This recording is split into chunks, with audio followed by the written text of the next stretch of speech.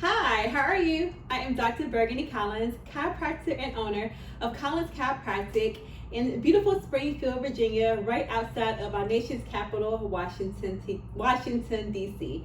And today's video is made specifically for those who are experiencing sciatica, sciatic symptoms, or any kind of lumbar disc, bulge, herniation, protrusion, irritation, anything of that nature. Basically, if you have a localized severe or pain in your lower back that travels over down into the glutes, into the legs, down into the feet and toes. Oftentimes that leg pain will also present itself as numbness, tingling, burning sensations. You also may feel like your leg is falling asleep. Now, if you have those symptoms, first what you'll want to do is you'll want to get a clean diagnosis. So go see a chiropractor, go see a medical doctor and get a diagnosis. We can do a differential diagnosis in the office based upon some orthopedic tests and what you tell us and our objective findings, but you'll actually need to get an MRI to actually see for sure 100% that there is some type of issue or problem with your disc that is causing a pressure being placed on the nerve. Now, when the disc herniates, protrudes, bulges, it always goes to the back and to the side. It always goes posterior lateral. Now, oftentimes people will feel like they blow their back or they blow a disc when they just bend forward, doing something really simple. And really, that may not blow your disc or cause the disc to become herniated or bulge, thus resulting in that radiating pain down into your legs or numbness, tingling, burning sensations. But the actual act of a flexion simply puts more pressure on those structures and it causes that pain to really become provoked and those symptoms to begin. Now, if that doesn't happen, you didn't bend forward and have this pain caused, it doesn't even matter. I'm just simply making an example that when you bend forward, you can exacerbate the condition. So there are two really good stretches or exercises that you can do to alleviate the pain in your back and to reduce the symptoms as they travel down into your legs and toes. And this includes numbness, tingling, burning sensations, the sensation of your leg falling asleep.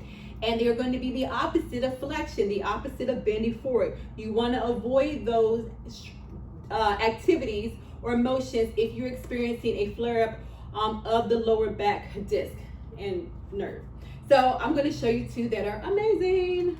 Okay, I'm going to do the stretches on a table. You could do them on something. You could do it on your bed if your bed is not too soft, but I recommend you doing them on the floor on a mat or at least some kind of carpeted situation with a blanket, something that provides a bit of support.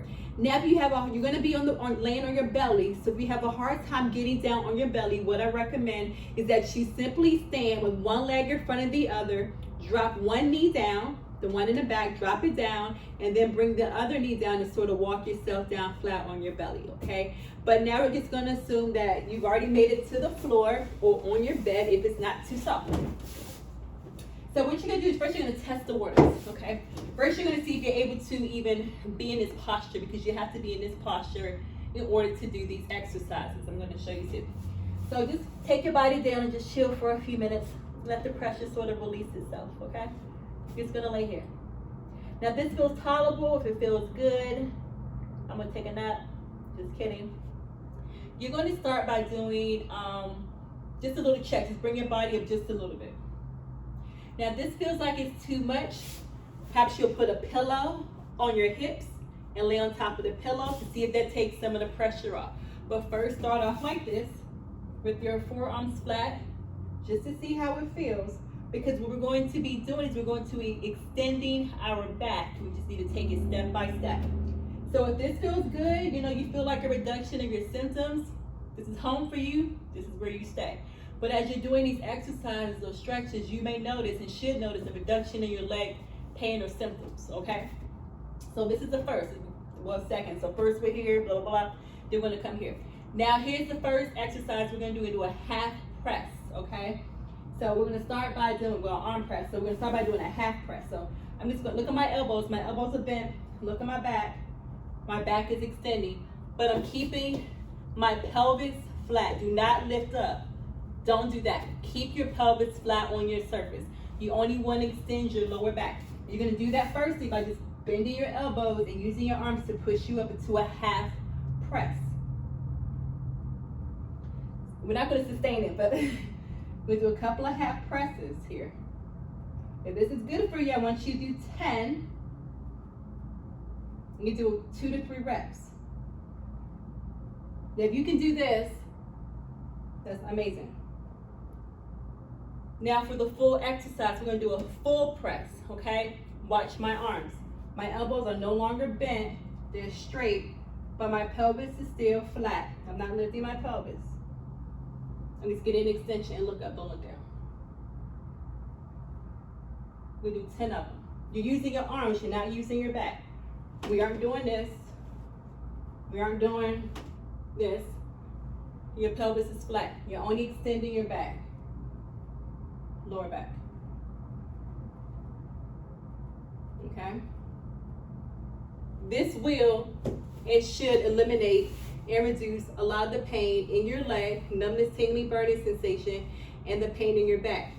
Now, what you'll typically notice that I've learned from patients, I've never experienced this myself, but that what you should expect is a reduction of the symptoms in your leg. And then the pain in your back starting to increase because it's going to localize there. Then that pain in your lower back can start to have a reduction in the frequency and severity.